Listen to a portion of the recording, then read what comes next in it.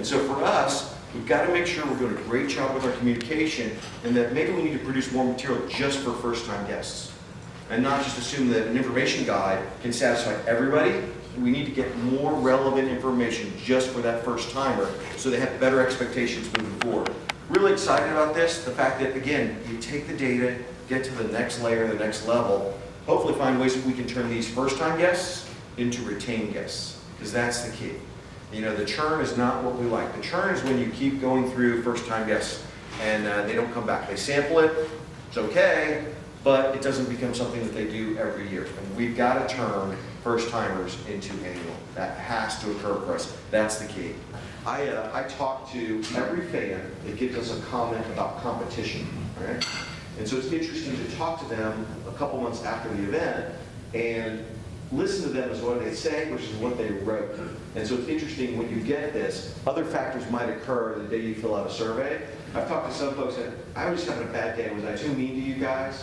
Well, you kind of were, based on your comments, but sometimes it depends on when they fill it out. We actually have received now complaints that the survey's too long. You know, the survey's too long, but for us, every chance we get to add another question to find out more. But you can see pre-race and the race. So those are the two factors there. And one is specifically flyover, and the other is the first half of our Daytona 500, very tentative racing. It wasn't very dramatic. And so, and if you guys remember this, in testing, the minute that there were more than 6 or 7 cars out there testing, they wrecked. In practice, 6 or 7 cars got out there, they wrecked. I don't know if you remember this, about half the drivers chose to not run in the Friday practice before the Daytona 500. That's because they were all nervous about being in a pack, and so what you saw happen the first half of the race is everybody kept their distance. Nobody wanted to do anything. Because you know what I found out? This is interesting. You're working long days, right, for the Daytona 500. You show up early, stay late.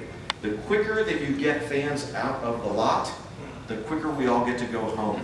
And so we're all in that boat together. So law enforcement, the staff, we want people to get out of the lot and get home quicker.